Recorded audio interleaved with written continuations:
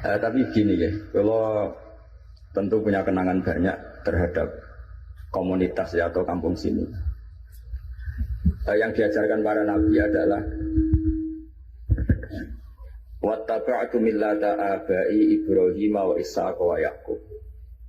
Jadi kalau ada satu keluarga, misalnya saya ini putra Kiai Nur Salim kelahiran sini, itu harus pakai satu identitas saja. Misalnya saya kenal bapak itu orang yang hafal Quran.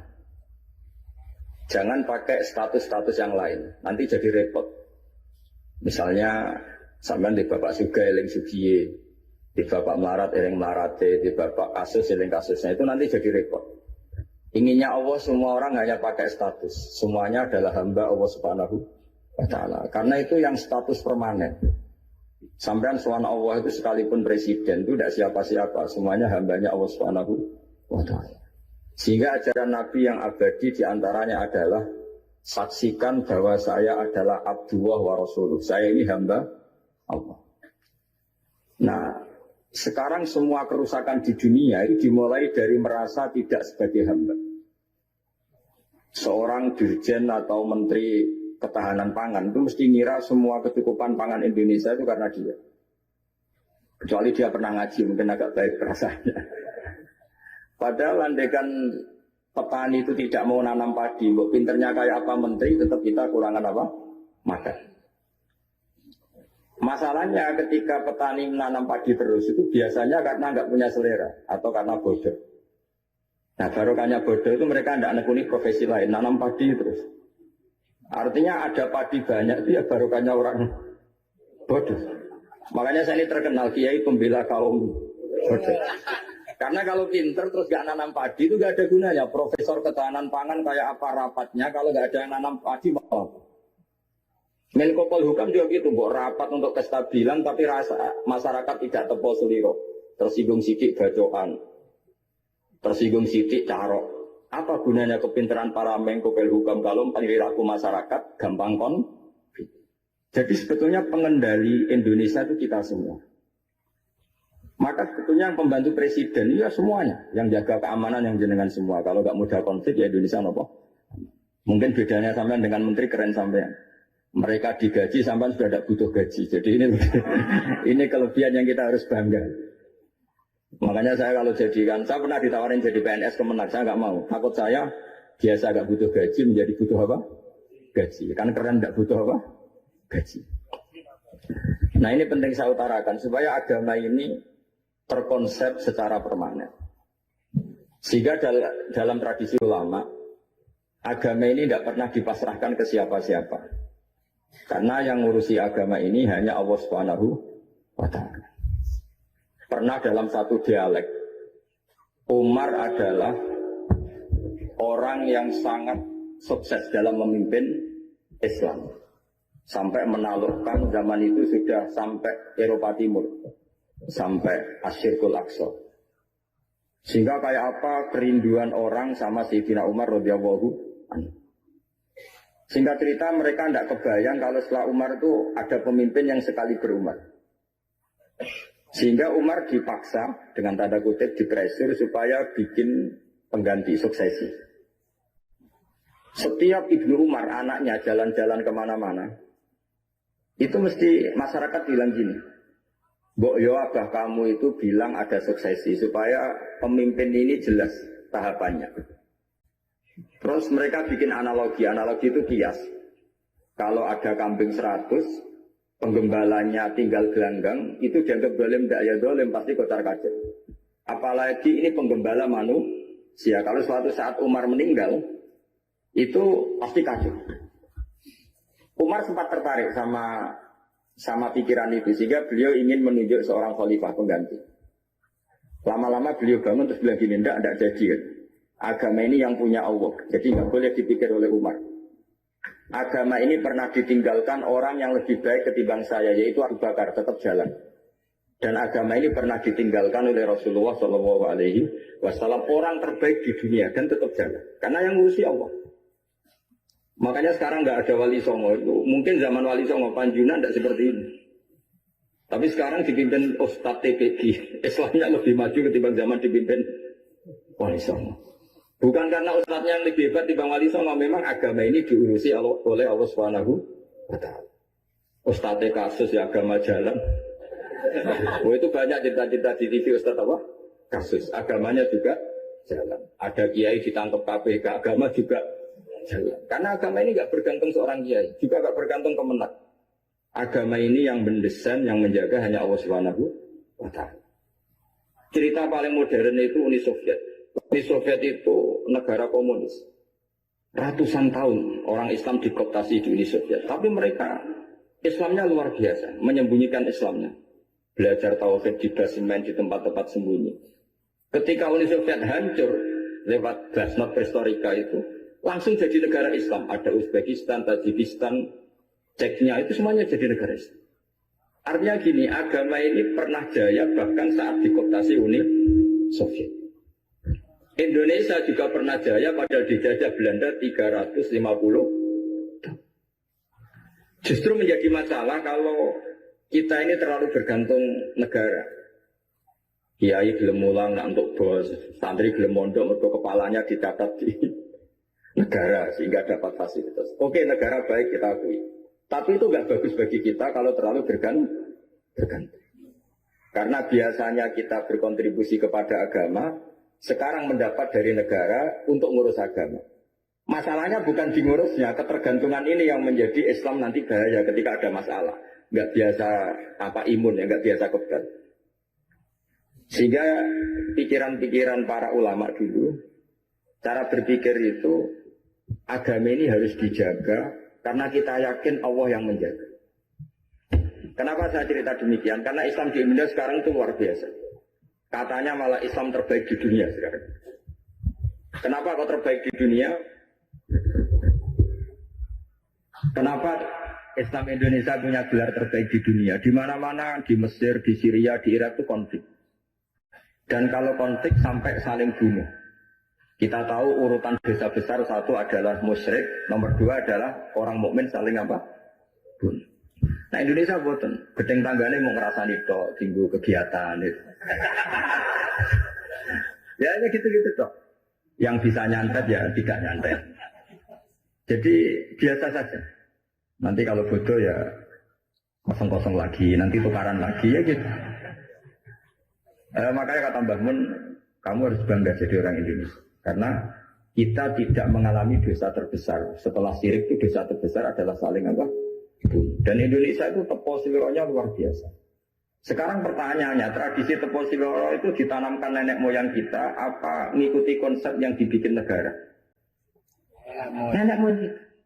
Sebelum ada menteri pertahanan, menteri yang ngurus sistem keamanan, itu yang menjaga stabilitas kita adalah kearifan kita. Lalu sekarang kearifan kita mau kita gadekan, mau kita berikan. Wah negara aman kalau menterinya ini, agama benar kalau menterinya ini. Mana pernah kita bergantung sama negara sama itu. Meskipun kita menghormati negara, sangat-sangat menghormati. Tapi jangan sampai kelangsungan kita hidup ini bergantung sama orang lain. Kata Rasulullah SAW, kullukum ra'in wa kullukum mas'ulun an ra'yati. Semua kalian adalah pemimpin. Semua pembantu presiden, semua pembantu negara, semua pembantu kelangsungan kestabilan masyarakat Indonesia. Orang yang nggak suka konflik berarti membantu menteri pertahanan. Meskipun dulu kamu milih 01, daftarnya 02. Itu barokahnya Indonesia. Milih 1 dapat 2. Betul, saya itu punya doanya Mbah Mun. Sebelum wafat beliau itu nyatet doa. Itu diantara doanya itu Allahumma alqi bainahuma ulfatan wa mawaddatan. Ya Allah, jadikan dua tokoh ini yaitu Jokowi dan Prabowo, Pak Jokowi dan Pak Prabowo ulfatan, saling asih dan saling mencintai. Dulu ketika masih panas itu saya baca doa itu agak ini bener gak? Saya Jumat sebelum Yai Haji itu masih ketemu Jumat. Beliau cerita kalau mau ketemu Megawati, terus ketemu Bu Mega hari Sabtu. Ahad beliau terbang ke Mekah, terus Selasanya wafat. Selasa keberapa itu hanya hari Selasa. Itu diantara doa yang dititipkan sama anak dalam itu, doa itu. Yang baca juga agak-agak ini yang bener aja doa ini. Terus uniknya doa itu ditutup min abdikal fakir memun zubair. Ya Allah, jangan lihatlah saya, kata Mbah Mun. Di doa itu lihatlah saya yang berdoa. Barang kemarin setelah pelantikan menteri, ternyata seperti itu saya tambah kagum. Bahwa kita punya guru seorang wali, jadi doain sesuatu yang mukal saja kesampaian. Doain yang mukal saja. Sampai teks itu sekarang masih saya simpan. Tulisan tangannya Mbah Mun. Itu dulu diberikan anak dalam.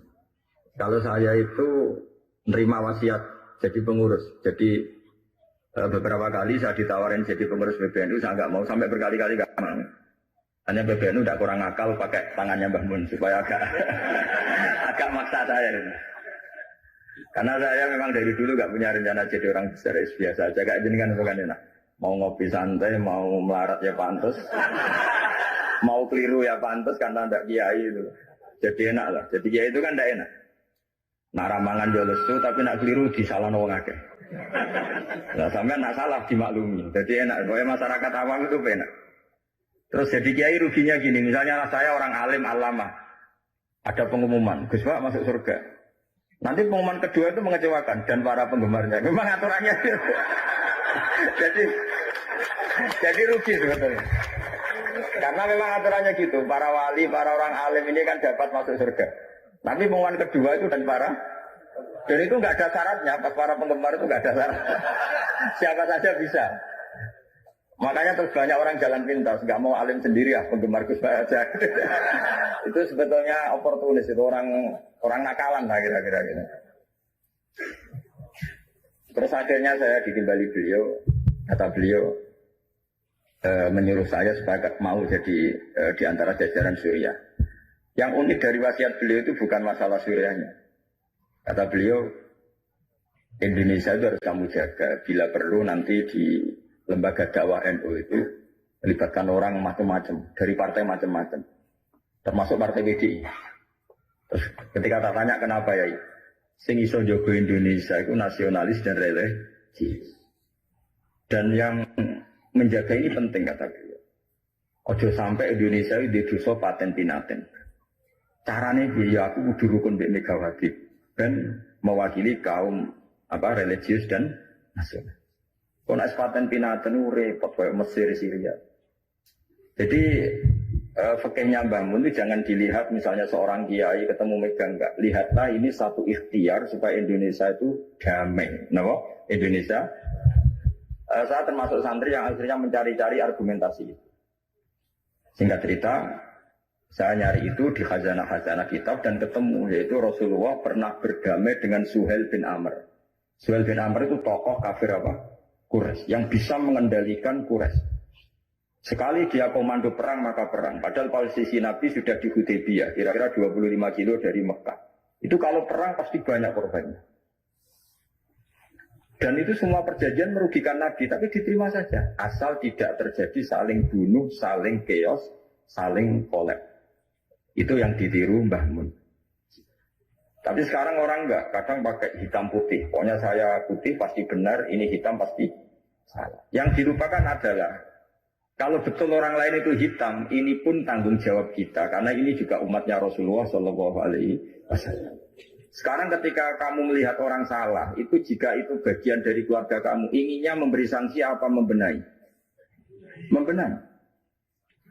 Makanya dalam sebuah kitab yang diceritakan Sarah Hikam, kitab paling terkenal di kalangan pesantren, kitab Hikam. Dan cerita itu benar menurut saya. Ini cerita yang versi kitab Hikam. Nabi Ibrahim diterbangkan ke alam malakut. Terus melihat para pezina. Allah tanya, menurut kamu diapakan? Bunuh saja ya Allah. Mereka makan rezeki engkau tapi tidak mengindahkan aturan kau. Mereka pezina. Sama Allah diturutin. Terus dilihat lagi para pemabuk. Menurut kamu gimana bunuh saja? Mereka itu hamba engkau, makan dari rezeki engkau tapi tidak mengindahkan perintah engkau. Sampai sekian bentuk maksiat, Ibrahim usulnya bunuh saja, habisi saja. Lama-lama suatu saat, ini cerita yang di Sarah Hikam. Ibrahim disuruh nyembelih Ismail. Yang terkenal dalam riwayat memang yang disembelih itu siapa? Ismail. Meskipun ada perdebatan ulama, apa Ismail, apa Ishak. Tapi kita milih yang Ismail saja. Umumnya orang meyakini itu siapa? Ismail. Nabi Ibrahim itu kagetnya bukan main, ngepet.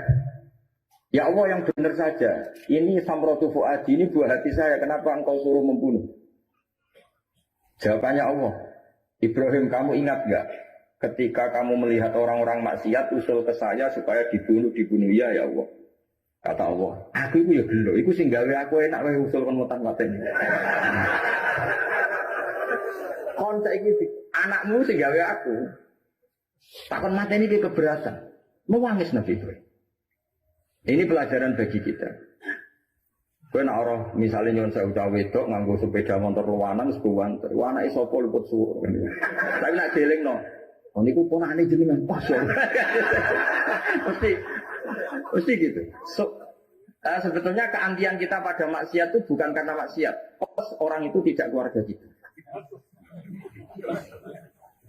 Gayanya saja kamu tegas, sebetulnya enggak juga. Gitu. Jadi ini pelajaran bagi kita. Coba misalnya gini, ada orang salah koruptor. Kamu mesti benci sama koruptor. Coba bayangkan kali itu anak kamu. Mesti dungu ya, wong mungkin buatan konangan. Nah, sama. Ini masalah Rasulullah. Rasulullah itu melihat semua umatnya adalah anaknya. Sing lagi abangan, sing lagi setengah abangan, sing hitam. Semuanya adalah Maka kalau ini semua umatnya melihat orang abangan, ya pikirannya itu memandu mereka tobat, bukan malah dianggap kafir. Makanya kita menolak paham takfiri, paham yang mengkafirkan orang lain. Karena ibaratnya paham takfiri itu enggak rasional, secara fikih enggak rasional. Allah yang Tuhan saja, yang punya semuanya, itu jelas ngendikan qul ya ibadiyalladzina asrafu ala anfusihim la taqnatu min rahmatillah. Terus ayat wa anibu ila rabbikum. Orang-orang yang sudah melampaui batas oleh Allah dipanggil, ayo kembali ke saya kembali. Kemudian orang-orang takfiri ini, orang-orang ekstremis ini, hamba Allah yang sedang maksiat dianggap tidak Islam atau kafir, keluar dari area kemukminan. Wong yang Allah Tuhan saja yang di luar disuruh masuk. Ini yang sudah masuk malah disuruh keluar. Coba Nabi diutus jadi Nabi itu untuk mengislamkan orang kafir apa untuk mengkafirkan orang Islam? Ya Nabi loh diutus itu untuk mengislamkan orang kafir apa mengkafirkan orang Islam? Mengislamkan orang. Makanya aliran-aliran ekstrim sidik-sidik mengkafirkan orang itu satu mesti goblok, mesti. Dua mesti gak tahu ngaji. Tiga terlalu semangat tapi khazanah ilmunya itu pas-pasan. Karena tadi kebencian kita ini pasti ada unsur dengan tanda kutip nafsu. Ya tadi kamu benci sama cawe itu yang kuatoan cekak sepeda motor berwanter. Barang mbok pisai jebule wong ayu banget seneng kowe. Kira-kira masih misoi ndak gitu. Itu mesti atau gini. Kamu benci sama orang yang nyulayani janji. Zaid tidak janji sama kamu mesti marah. Janjian kok gak rene gini-gini. Coba Zaid itu orang yang ngutangi kamu. Berani enggak ngumpat-ngumpat Zaid meskipun nyulayani janji. Zaid itu orang yang memberi utangan kamu 10 juta, terus janjian nyulayani janji. Bisa enggak kamu bentak Zaid? Terus gak ditagih, terus sempurna. Artinya ketika kamu disulayani janji marah itu mesti gini. Sudah nyulayani janji plus tidak berjasa. Nah ini yang kita dapat kearifan dari Nabi Ibrahim. Saat kita enak saja usul orang maksiat dibunuh, dimatikan oleh Allah, itu plus mereka kebetulan tidak anak kita. Coba andaikan zaman di alam malakut Ibrahim tahu yang nakal itu anaknya, apa kira-kira usul demikian? Nah makanya ini jaga kearifan kita, bahwa bayangkan orang lain itu keluarga kita. Makanya kearifan dari bapak itu senangnya kancanan orang macam-macam, langsung sembulet-bulet. Terus setiap saya tanya, kenapa Pak? Sing gelem dadi ngono ya sapa? Jawabannya gitu. Karena itu kearifan. Sing gelem dadi ngono iku santrinya bapak dulu yang bulet ya banyak. Iya iku bengkel. Nek ra gelem dadani barang rusak ora usah dadi apa? Iya. Makanya saya ini keterusan, saya termasuk jenis kiai yang enggak tegas. Tapi karena kearifan. Kiai yang terlalu tegas itu biasanya enggak pati arif. Ya tadi, bayangkan itu anak kamu. Kepen ngaji malah diboyong. Cara itu anakmu. Pak Yai memberi kepen didadani malah jiran. Jadi ini pelajaran bagi kita. Jadi coba khazanah-khazanah itu jangan sampai hilang. Memang ada banyak riwayat tentang Nabi Ibrahim menyembelih Ismail. Sebagian kitab meriwayatkan bahwa Ibrahim itu saking senangnya sama Allah. Ditanya, Ibrahim, andaikan kamu punya sapi sekian, kamu korbankan untuk saya enggak?